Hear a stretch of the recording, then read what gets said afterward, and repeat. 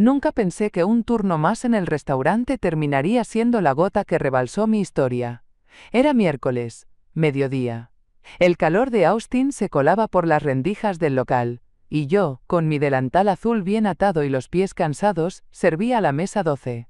4 hombres con trajes planchados, relojes brillantes y esa risa que uno ya reconoce. La de los que no han tenido que ganarse nada con las manos. Uno de ellos, Carter Linwood, leyó la cuenta con una ceja levantada. Le dije, con esa voz tranquila que uso para evitar problemas. Solo para que lo sepa, señor. Algunos bancos rechazan cargos personales si se hacen desde la tarjeta de empresa. Fue por ayudar. Por costumbre, tal vez. O porque después de 40 años viendo de todo, una ya no se calla cuando ve venir el golpe. Consejos financieros de una camarera. Soltó él, sin disimular el desprecio. Y luego vino la risa. Esa risa. La de ellos, todos. Como si yo fuera parte del menú. Como si mi uniforme me borrara el nombre. Me quedé quieta. No dije nada. Pero lo miré directo a los ojos, como me enseñó mi madre cuando era niña. Si no puedes hablar, que te hable la mirada. Él se incomodó. Bajó la vista al vaso. Uno de los otros dejó de reír. Tal vez sintió que algo se había roto. Recogí los platos. No con prisa, pero con firmeza. Y mientras caminaba hacia la cocina, sentí el peso de todas las veces que he tenido que morderme la lengua, para no recordarles a algunos quién fui, quién soy. Pero no. No valía la pena. Esa noche, al llegar a casa, colgué mi delantal con el mismo cuidado con que una guerrera guarda su armadura. Me preparé una taza de té y me senté sola en la mesa de la cocina. No lloré. No me quejé. Solo me dije en voz baja, Eleanor, ya estuvo bueno. Y en ese susurro, sentí algo moverse dentro de mí. No rabia. No tristeza. Otra cosa. Algo más frío. Más claro. ¿De verdad creían que me quedaría callada? Hace 2 años, aún llevaba tacones y firmaba cheques que movían millones. Yo era la directora financiera de una cadena regional de tiendas que había ayudado a levantar desde cero. Conocía cada número, cada centavo, cada proveedor como si fueran piezas de un tablero que solo yo sabía jugar. Pero el cuerpo no siempre acompaña al carácter. Una operación delicada de columna me obligó a quedarme en casa por unos meses, y fue entonces cuando Tyler, mi hijo de 36 años, se ofreció como puente digital para el área contable. Déjamelo a mí, mamá. Solo mientras te recuperas, me dijo, con esa sonrisa suya que siempre usaba cuando quería algo. No sospeché nada al principio. Las luces de los monitores en mi oficina seguían encendidas. Los reportes llegaban puntuales. Mi nombre seguía en los correos, pero detrás de esa fachada de eficiencia, se estaba gestando algo turbio. Cuando por fin me senté frente a la computadora, ya tarde, los rastros estaban ahí, enterrados pero visibles. Facturas infladas, pagos duplicados, proveedores fantasmas. Recuerdo perfectamente el clic de la carpeta al abrirse, como si el mismo archivo respirara. Y entonces lo supe, no por intuición de madre, sino por evidencia de contadora. La junta directiva actuó rápido. Me citaron en una sala sin ventanas, con agua embotellada sobre la mesa y sonrisas nerviosas en los rostros. Querían minimizar el escándalo, preservar la marca, garantizar una transición sin ruido. Yo solo escuchaba. No defendí nada. ¿Cómo explicas que el hijo que criaste con esfuerzo te usó como escalera? Me ofrecieron una renuncia pactada. Sin pensión. Sin reconocimiento. Sin despedida. Al salir del edificio por última vez, una brisa tibia me pegó en la cara. En el bolso llevaba mis cosas personales, una pluma fuente que era de mi padre, un portarretratos con una foto de Tyler de niño, y un sobre con mi nombre mal escrito. Perdí más que un empleo. Perdí la fe en la sangre. Perdí a mis colegas, que no volvieron a llamarme. Perdí, durante un tiempo, la voz. Tyler nunca me pidió perdón. Ni una vez. Lo más parecido fue ese mensaje de voz que me dejó semanas después de mi salida. No tuve opción, mamá. La empresa se me venía abajo. No sabías cuánto te necesitaba. ¿No sabía? ¿O no me convenía saber? Según él, su startup era la única esperanza de futuro. Decía que la tecnología era el nuevo petróleo, y que mis métodos eran del siglo pasado. Cuando le mencioné las consecuencias legales, soltó una risa seca. Vas a estar bien, mamá. Te caerán cheques de compasión y tardes de bingo. No exageres. Cheques de compasión. Bingo. Palabras que se me clavaron más que cualquier despido. Lo dijo como si yo fuera una carga, una anciana que ya no entiende el mundo, un adorno que se guarda hasta el día del entierro. Y Lea, su esposa, tampoco se quedó atrás. Me bloqueó de todos lados. WhatsApp, llamadas, redes. Ni siquiera podía preguntar por mis nietos sin sentir que estaba mendigando amor. Y lo que más me dolió no fue la distancia. Fue la indiferencia. El silencio frío. Esa forma en la que te matan sin levantar la voz. Pero la última estocada vino un domingo cualquiera. Me enteré por casualidad. Mi prima Nora subió una foto a Facebook. Un asado junto al lago, niños corriendo, mesas con manteles rojos, el sol reflejándose en el agua. Era mi antigua casa de descanso, la que vendí para ayudar a Tyler con su primera ronda de inversión. Ahí estaban todos. Mi hermana, mis sobrinas, vecinos que no veía desde hacía años. Todos. Menos yo. Ni una invitación. Ni una excusa. Ni siquiera una mentira piadosa. Lo organizaron en lo que fue mi casa, con la parrilla que eligió mi esposo antes de morir, con las sillas que yo misma pinté una primavera, y ni se molestaron en ocultarlo. Esa noche no dormí. Me senté frente al álbum de fotos familiar, y vi los años pasar página tras página. Y sentí algo distinto. No fue tristeza, fue una especie de claridad, como cuando uno enciende la luz en un cuarto en ruinas, y por fin ve el polvo. Fue en una cafetería pequeña, de esas que huelen a pan recién horneado y a conversaciones que importan. Me encontré con Karen Delgado después de casi 10 años sin vernos. Ella, con su cabello recogido y su libreta de notas siempre a la mano, era ahora analista senior en la Comisión de Bolsa y Valores. Yo la había entrenado cuando apenas salía de la universidad, y en ese entonces, todavía me llamaba jefa, con una mezcla de respeto y cariño. Nos abrazamos como si ninguna traición hubiera pasado, como si los años no hubieran puesto océanos entre nosotras. «Te ves fuerte», me dijo mirándome con esos ojos que siempre notaban más de lo que decías. No le conté todo. Aún no. Pero mientras revolvía mi té de canela y azúcar morena, solté un comentario como quien lanza una piedra al río, solo para ver si hace olas. Un cliente del restaurante. Carter Linwood. Abrió su tablet con una hoja de cálculo.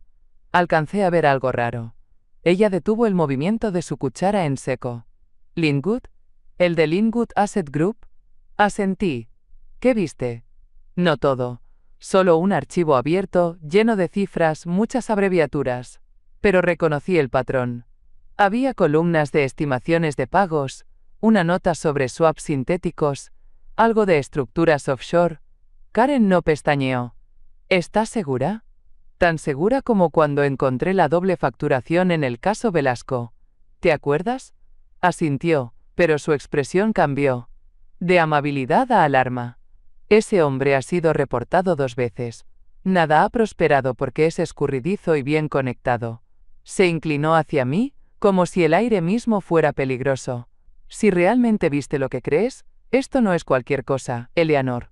El murmullo del café seguía, pero el mundo parecía haberse vuelto más nítido. Como si la bruma que me había rodeado los últimos 2 años empezara a despejarse. Karen aún confiaba en mí. No por nostalgia, por competencia. Y por primera vez desde mi caída, sentí que no estaba sola. Esa noche me senté sola, en bata, con los pies descalzos sobre el tapete tejido que aún olía a lavanda. Afuera llovía con ritmo constante, como si el mundo respirara hondo por mí. Releí mis notas, los nombres, las cifras, los patrones, y entonces lo vi con claridad brutal. Ya no era solo una madre traicionada o una profesional caída. Era la única que conocía ambos mundos, el del fraude sofisticado y el del abuso familiar silencioso, y tenía pruebas, memoria, y algo más valioso que todo eso: tiempo. No quería revancha, no al estilo de los débiles, quería justicia con letra mayúscula, y para eso necesitaba un plan con 3 frentes. Primero, reparar mi nombre, recuperar la credibilidad que me arrebataron con esa renuncia discreta, y esas miradas que decían: «Pobre Eleanor, ya no está para estos trotes». Nadie me iba a devolver la oficina ni el respeto de los cobardes, pero sí podía demostrar que nunca perdí el juicio, que lo que me sacó no fue la incompetencia sino la confianza mal puesta. Segundo, detener a Carter Linwood. Ese hombre se paseaba por los salones de inversión como si fuera un filántropo, mientras tejía estructuras que olían a ruina. No sabía aún el alcance exacto de su esquema, pero lo que vi bastaba para entender que estaba jugando con dinero ajeno, sueños ajenos. Si alguien no lo paraba, miles perderían todo. Tercero, tenderle una trampa a Tyler, no para destruirlo, no con odio, pero sí para que enfrente lo que hizo con mis manos temblorosas tras la cirugía, con mis credenciales robadas, con los accesos que le confié como madre, no como empleadora. Si usó mi nombre para robar, sería mi nombre el que firmara su caída. Todo, paso por paso, sin gritos, sin escándalos. Tomé mi libreta negra y escribí una frase que me repetía mi abuela. La dignidad no grita, camina. Esa noche dormí como no lo hacía desde hace años, porque al fin tenía un propósito, no por venganza, por mí. No fue difícil recordar el archivo. Algunas cosas, cuando una ha vivido rodeada de números, se quedan grabadas como si las llevaras tatuadas en la piel. La mente, aunque herida, nunca dejó de funcionar. Aquella noche en el restaurante, mientras recogía las copas vacías y evitaba mirar a Carter Linwood, vi por segunda vez la pantalla de su tablet. No la buscaba, pero estaba ahí, abierta, con esa arrogancia que tienen los hombres que creen que nadie los ve. Había una hoja de cálculo activa. Columnas largas, cifras proyectadas al segundo trimestre. Una fila resaltada con negritas. Todo muy ordenado. Demasiado ordenado. Como si quisiera que alguien, algún día, lo leyera y creyera que todo tenía sentido. En una celda, había un nombre extraño, casi cifrado. GPB. DELTAX. Payout Test. Q2. No era una cuenta de cliente. Era una operación interna, oculta tras lenguaje técnico. Junto a ella una nota más pequeña mencionaba, ajuste por swap sintético / refugio fiscal offshore. Un término que solo usan los que tienen algo que esconder, o mucho que perder. No reaccioné de inmediato. Serví el postre, sonreí como quien no ha visto nada. Pero cada palabra, cada sigla, se quedó flotando en mi cabeza como piezas de un rompecabezas que ya había armado antes. Esa noche, al cerrar la caja del día, fui a la parte trasera del restaurante, me senté en una mesa sin clientes y pedí un té. Saqué una servilleta del dispensador, y con la pluma que siempre llevo en el bolso, anoté lo que recordaba: la celda, las columnas, la estructura del documento. Era lo que se llama una trazabilidad inicial, una guía para volver al punto de origen cuando todo explote. Guardé la servilleta doblada entre los billetes de mi propina. Y mientras caminaba a casa, con la noche húmeda envolviendo la ciudad, supe que ese simple pedazo de papel tenía más peso que todas las excusas que Tyler me había dado. Había empezado, sin testigos, sin ruido, como se siembran las verdades que van a crecer con fuerza. El fin de semana siguiente, convertí mi pequeña sala en centro de operaciones. No necesitaba mucho: mi libreta negra, la laptop que nadie más tocaba, y un poco de silencio. Ese tipo de silencio que no se compra, solo se conquista. Creé un perfil falso en un portal de inversiones. Nada exagerado. Un nombre genérico, una profesión estable, ingreso alto pero creíble. Cargué una foto de un edificio corporativo tomada de Google y la puse como oficina. Me tomó 10 minutos completar el formulario de contacto para Linwood Asset Group. A las 36 horas me llegó una respuesta automática. Un PDF adjunto con información detallada del fondo. Un archivo bien pulido, con gráficos de crecimiento, descripciones de productos financieros, testimonios de clientes sonrientes. Pero bastó una primera lectura para que los hilos sueltos comenzaran a asomar. Ese formato, yo lo había visto antes. No exactamente igual, pero lo suficientemente parecido como para activar mi memoria. Era la estructura de un modelo piramidal que ayudé a desmantelar en 2004. En ese entonces, el fraude venía disfrazado de inversión ética en energías renovables. Aquí, lo llamaban tecnología diversificada con retorno garantizado. Papel reciclado, misma estafa. Abrí un archivo nuevo y comencé a marcar coincidencias. redacción de riesgos ambigua, cláusulas ocultas en letra minúscula, gráficos con proyecciones sin base contable. Cada línea que analizaba era como mirar el reflejo distorsionado de un crimen viejo, actualizado para una nueva generación de víctimas. No sentí rabia, sentí eficiencia. La vieja Eleanor, la que trabajaba 12 horas y firmaba auditorías con el pulso firme, estaba de vuelta, no con todo su poder, pero sí con toda su claridad. Al final de la tarde, tenía una tabla comparativa con 8 puntos de coincidencia entre el esquema de 2004 y el documento de Linwood. Era técnica pura, sin emociones, sin sospechas vacías. Esto no era una intuición de madre ni una corazonada de mujer herida. Era evidencia. Y como me decía siempre mi mentor, los fraudes son como los espejos viejos. Si los limpias bien, devuelven todas las caras que intentaron esconder. Tyler se enteró. No sé cómo, ni por quién, pero lo supo. Una tarde, mientras revisaba mis anotaciones frente a la ventana del comedor, el teléfono sonó. Era él. No hablábamos desde hacía semanas. Mi pulso no se aceleró. No más, respondí con calma. ¿Estás hablando con Karen Delgado? Escupió sin saludo ni pausa. Me tomó un segundo recomponer la sorpresa. Así que eso le molestaba. No los años de apoyo, ni la renuncia, ni el silencio. Le molestaba que yo aún tuviera redes. Que no me hubiera quedado quieta, vieja, vencida. Estoy conversando con quien quiero, le respondí. Se rió. Pero esa risa ya no tenía dientes. No seas infantil. Estás arruinando mi próxima ronda de inversión. ¿Tienes idea de lo que eso significa? Sí. La tenía. Más de lo que él creía. ¿Sabes qué va a pasar si sigues así?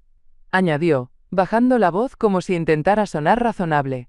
Voy a mostrarle al mundo lo que realmente pasó en esa reunión de la Junta. Tus notas erráticas. Tus comentarios incoherentes. Tengo todo guardado. Y ahí estaba. La amenaza. Tan torpe como predecible. Yo estuve en esa sala. Sé exactamente lo que dije. Sé que él escribió notas de seguimiento, que nadie solicitó, que hablaban de mi confusión reciente y mi comportamiento emocional.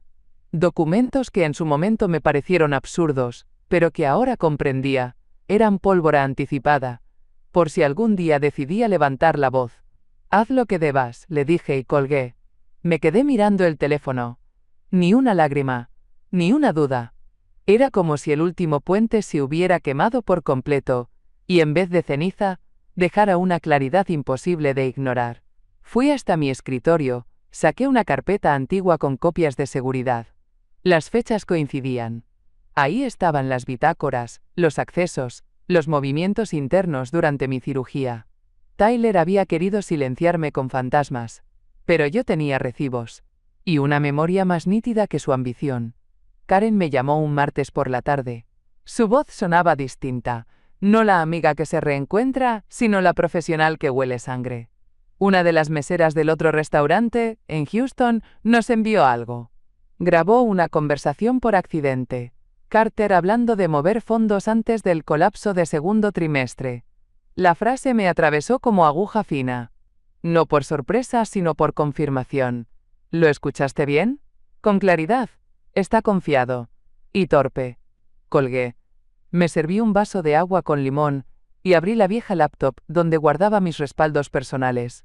Era lenta, con la pantalla apenas visible por una mancha blanca en la esquina, pero contenía todo lo que había sido mío. Ahí estaba la carpeta que había copiado justo antes de mi cirugía, por precaución. Abrí los registros de acceso al sistema contable de la empresa. Revisé bitácoras, credenciales, movimientos fuera de horario. Me tomó una hora encontrar lo que buscaba.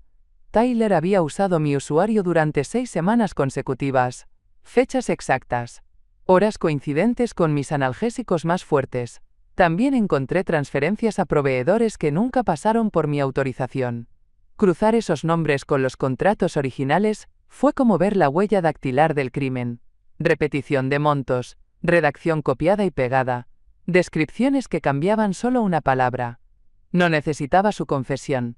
Tenía la arquitectura completa. Abrí una hoja nueva y empecé a documentar fechas, nombres, archivos vinculados. Sabía que Karen necesitaría todo organizado como si fuera una auditoría formal. Porque, al final del día, eso era exactamente lo que estaba haciendo. Una revisión a fondo, no de una empresa sino de los daños que me habían dejado en el alma y en el nombre. Las mentiras tenían nombres propios, números de cuenta y firma electrónica. Y yo, que tantos años fui invisible para quienes solo me querían funcional, volvía a ser lo que siempre había sido, una mujer que sabía encontrar la verdad. Aunque se la escondieran detrás de un apellido, las piezas encajaban pero faltaba la costura. La línea que uniera ambos mundos, el fraude de Carter y la traición de Tyler. Hasta entonces, eran dos heridas paralelas. Dolorosas, sí, pero independientes. Hasta que encontré la transferencia. Fue en un viejo estado de cuenta que aún tenía acceso porque nunca cancelaron mi vista como firmante secundaria. Allí, entre pagos recurrentes y gastos menores, apareció una suma considerable enviada desde una empresa desconocida. Marbridge Systems, Ltd., con sede en Belice, Belice. No era cualquier lugar. Era uno de los destinos favoritos para esconder dinero, disimular socios, crear fantasmas con cara de empresa. Crucé el nombre con los documentos de Linwood Asset Group. No aparecía directamente, claro. Pero al rastrear el desglose del fondo Delta X, una nota técnica en letra minúscula mencionaba una firma intermediaria, GPB Holdings, con participación indirecta en Marbridge Systems. Ahí estaba. El dinero que Carter movía para diversificar riesgos terminaba en la misma cuenta donde Tyler había hecho un giro hace 18 meses. Lo recordé porque ese mes me pidió ayuda para cerrar un acuerdo con un socio estratégico. Nunca me dio más detalles. No insistí. Me limité a hacer una transferencia modesta que cubriera lo que él llamó papeleo internacional. Mentira. Era lavado de dinero. Mi hijo estaba usando la estructura de Carter para triangular fondos. No sé si al principio supo en lo que se metía. Pero a estas alturas, su silencio lo hacía cómplice. Apagué la computadora. Me quedé sentada en la oscuridad, escuchando el tic-tac del reloj de la sala. El mismo que colgué cuando compré la casa después de enviudar. El que marcó cumpleaños, ausencias, esperas largas. Y ahora marcaba otra cosa. Un momento exacto. La certeza de que mi hijo había cruzado una línea que ya no se podía desdibujar. No era solo un desliz, una mala decisión. Era un sistema, una red. Y yo, que había sido usada como escudo, estaba a punto de convertirme en espejo. Para que todos vean lo que realmente había detrás del nombre Tyler Crane. Esa noche no hubo tormenta. El cielo estaba limpio, casi insultantemente calmo. Me senté sola en el sillón, con las piernas cubiertas por una manta de lana que había tejido años atrás, cuando Tyler era pequeño y aún creía que el amor de una madre era suficiente para arreglarlo todo. En la mesa había una taza de té frío y mi libreta negra, cerrada. No tenía fuerzas para anotar nada más. Lo que necesitaba ahora no era estructura, era aire. Fue entonces cuando sonó mi teléfono. No era Tyler. Era mi hermana, con un mensaje corto que le había reenviado Lea. Dile a Eleanor que deje de envenenar a su propia sangre. No me sorprendió. Ese tipo de veneno era común en bocas culpables. Pero dolía igual, como un eco maldito que volvía con cada decepción, porque no venía de una desconocida sino de quien alguna vez llamó mamá a mi voz al otro lado del teléfono. No lloré al leerlo, no por falta de emoción, sino porque el llanto ya no salía con facilidad. Lo que sentí fue otra cosa. Una especie de luto seco, como si Tyler hubiera muerto, pero su cuerpo siguiera caminando por ahí, tomando decisiones, firmando papeles, olvidándose de quién lo levantó del suelo más de una vez. Recordé una tarde en que lo llevé al parque con fiebre solo para que no se sintiera aislado. El cumpleaños en que cociné su platillo favorito 3 veces porque sus amigos no llegaban. Las noches en que me sentaba a contarle historias mientras el mundo allá afuera no daba tregua. Todo eso seguía vivo, pero él, ya no. Y sin embargo no dejé que el dolor me detuviera. Cerré el mensaje, apagué el celular, me puse de pie y me miré en el espejo de la entrada. La misma cara de siempre. Las arrugas que cuentan mi historia sin palabras. Pero ahora con una mirada distinta. Una, que no pedía explicaciones, ni justicia divina. Una mirada que se había secado a sí misma tantas veces, que ya no necesitaba pañuelo. porque aunque había perdido a un hijo, aún me tenía a mí. Y con eso bastaba. Karen me llamó un jueves por la tarde. Su tono era más contenido que de costumbre, como si supiera que lo que estaba a punto de decir no admitía ligereza. Vamos a organizar un seminario financiero, oficial, respaldado por la SEC y una coalición de inversores locales. Queremos que Carter hable, que se exponga solo. Asentí, aunque ella no pudiera verme. Me anoto. ¿Estás segura, Eleanor? Más que nunca. Colgué sin dramatismo. Me levanté de la silla del comedor y fui directo al closet. Al fondo, envuelta en plástico, estaba la chaqueta azul marino que había usado el día de mi declaración final ante la Junta. No la había vuelto a tocar desde entonces. Al sacarla, aún conservaba el leve aroma de lavanda que le puse como protección simbólica. Era mi armadura. Plancharla fue casi un ritual. Cada pliegue que se alisaba parecía alisar también una parte de mi historia, de mi humillación. Al día siguiente, llegué al centro de conferencias 15 minutos antes. El edificio de cristal reflejaba un sol implacable, pero dentro el aire era frío, corporativo, calculado, justo como el mundo que conocía tan bien. Me registré sin ocultar mi nombre. Eleanor Crane, CPA. Lo dije con voz firme. Ni una sílaba tembló.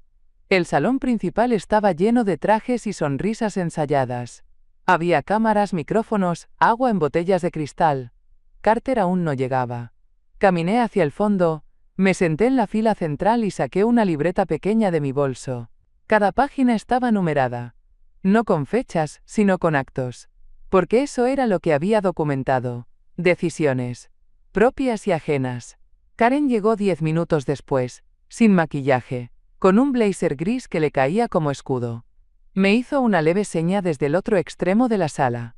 No necesitábamos hablar. Nos bastaba saber que estábamos listas. Afuera, el mundo seguía como si nada. Adentro, yo me había vuelto testigo, y por primera vez en años, mi voz no era una súplica ni una advertencia. Era una declaración. Carter entró como si el escenario le perteneciera.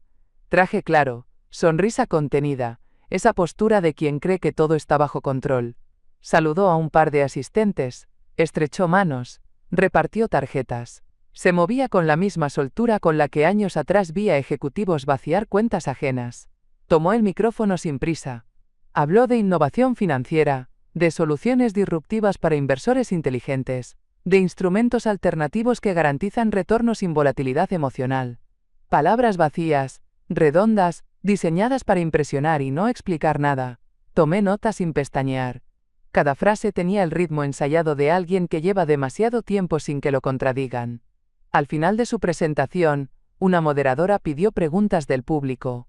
Varias manos se alzaron. Comentarios vagos, aduladores, interesados en alianzas futuras.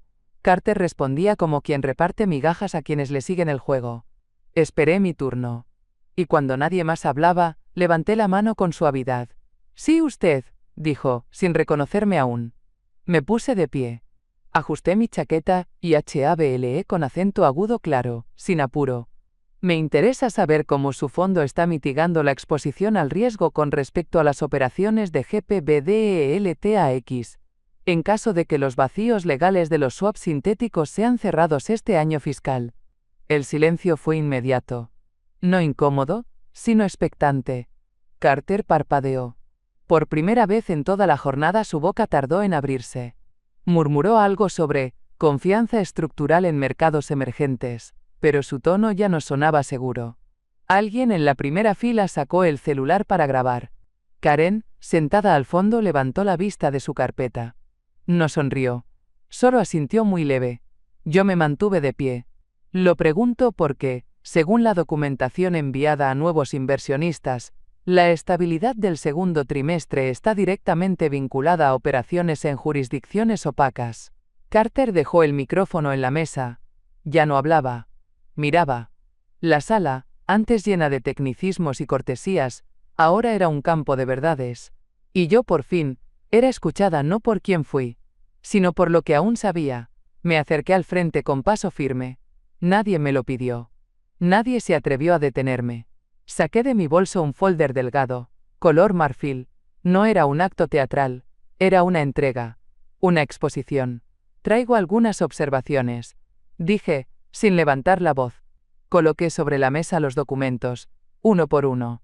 Lo hice con la misma delicadeza con la que una enfermera prepara un bisturí. Precisión. Intención.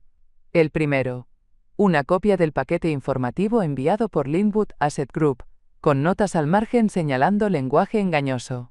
El título que prometía retornos garantizados, seguido de una cláusula que eximía de toda responsabilidad por pérdidas. El segundo. Un extracto bancario que mostraba una transferencia desde una cuenta vinculada al fondo, dirigida a Dwellix Systems, una empresa registrada a nombre de un tal Spencer Ríos. Busqué entre el público la cara de Carter al oír ese nombre. Sus ojos no se movieron, pero su mandíbula sí. Spencer Ríos, añadí, antiguo compañero de cuarto de mi hijo Tyler, sin registro profesional, sin actividad previa. Una empresa creada hace 19 meses. El tercero, una tabla comparativa entre la estructura del fondo actual y la de un esquema fraudulento que ayudé a desmantelar en 2004.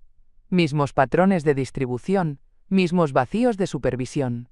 Karen se levantó en ese momento.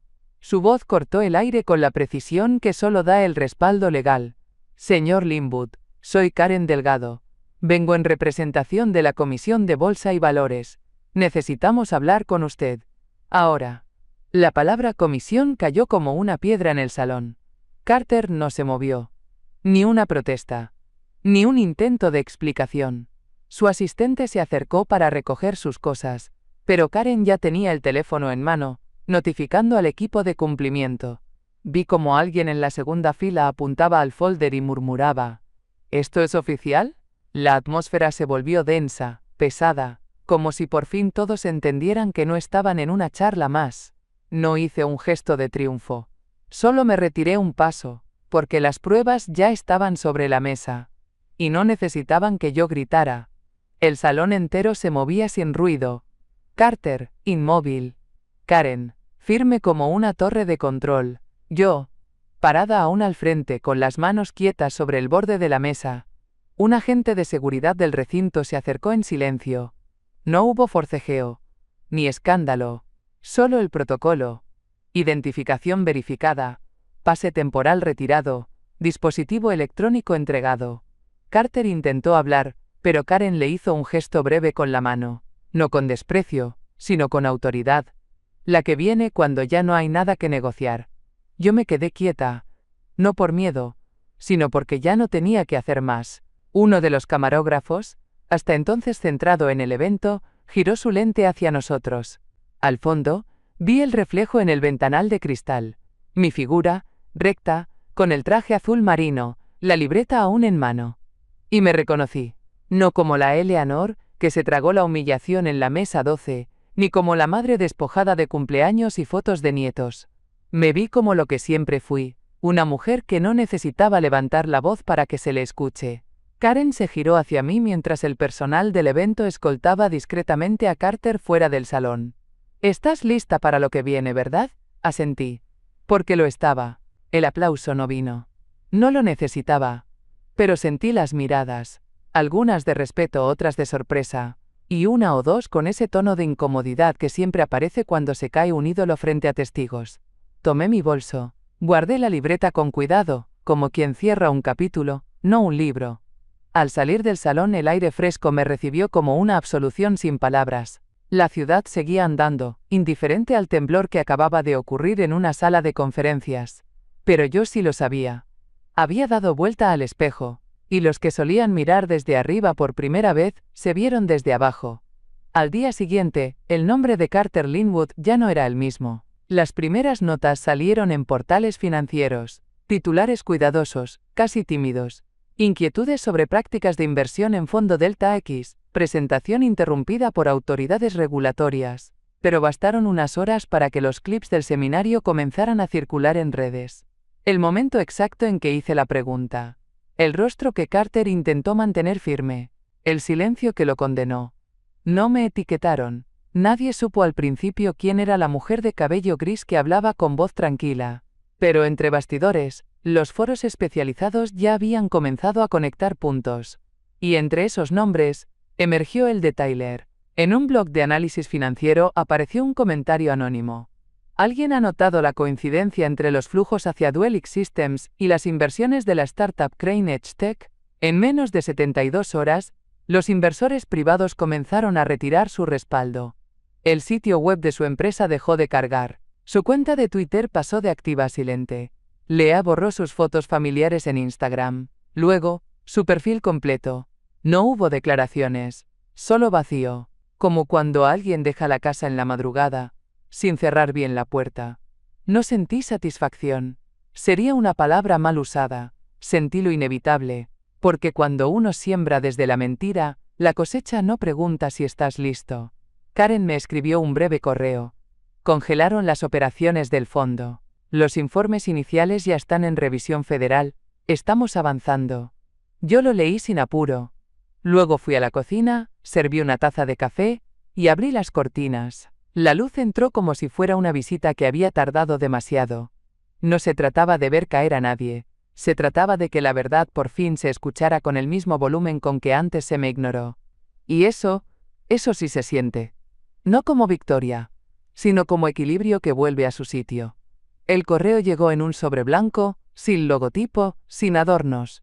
Lo abrí con manos serenas. Era una notificación federal.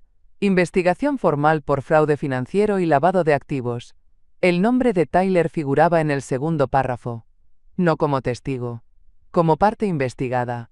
No sentí alivio. Sentí realidad.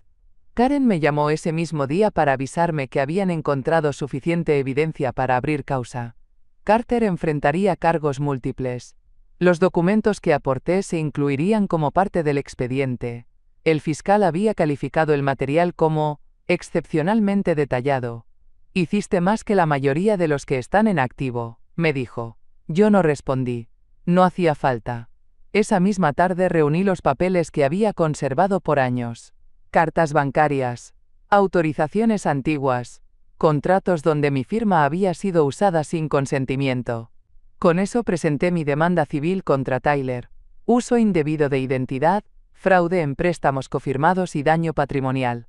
No era por el dinero. Era por el acto. Por dejar asentado que el engaño también tiene fecha y firma. Días después, recibí un sobre más elegante. El logotipo de la empresa donde trabajé por casi 20 años en la esquina. Lo abrí sin expectativas. Dentro había una carta de disculpa del consejo directivo, reconociendo que su salida discreta fue apresurada. Adjunto, un cheque por compensación diferida calculado según mi antigüedad. No lo deposité de inmediato. Lo dejé sobre la mesa, junto a la foto de mi esposo. Él habría dicho, eso no borra lo que te hicieron, pero al menos paga una parte de la injusticia. Esa noche, dormí profundamente. No por el dinero. Ni siquiera por el proceso legal en marcha. Dormí porque, por primera vez en mucho tiempo, todo lo que me hicieron ya no flotaba en rumores o en silencios cómplices. Ahora tenía número de expediente, sellos, firmas y fechas. Y eso, en el mundo que me formó, es justicia. Silenciosa. Lenta. Pero justicia al fin. Volví al restaurante por última vez. No con rencor, sino con certeza. Llevaba la misma camisa blanca de cuello firme, el delantal doblado bajo el brazo, y la servilleta donde, meses atrás, había escrito las primeras pistas. No se lo dije a nadie, pero fue ese pedazo de papel el que me mantuvo de pie muchas noches. María, la joven madre que trabajaba medio turno mientras estudiaba contabilidad, me vio entrar y se acercó rápido, como quien teme un cambio. Le sonreí. Hoy es mi último día, cariño. Le tendí el delantal y la servilleta. Un consejo de alguien que ha visto más balances que atardeceres. Siempre guarda tus recibos. Todos. No solo los del banco. No preguntó. Solo asintió con esa mezcla de respeto y gratitud que no necesita palabras. Salí por la puerta trasera. Esa que cruje un poco cuando empujas. El sol de la tarde me encontró sin prisa. Caminé sin mirar atrás. Ya no había nada que doliera ahí. Al llegar a casa, fui directo al cajón del escritorio. Ahí, envuelto en papel de seda, estaba mi certificado de analista financiera. No lo colgaba desde que me fui. Lo limpié con un paño seco, le quité el polvo acumulado, Y lo enmarqué de nuevo. No por nostalgia. Por justicia. Esa noche no abrí el correo. No revisé noticias. No pensé en tribunales ni en nombres propios. Solo me senté en mi sillón favorito, abrí un libro que había postergado por años, y dejé que el silencio me hiciera compañía. No hay gesta gloriosa. No hay música épica. Solo una mujer que caminó de regreso a sí misma. Y eso, después de tanto, ya era más que suficiente.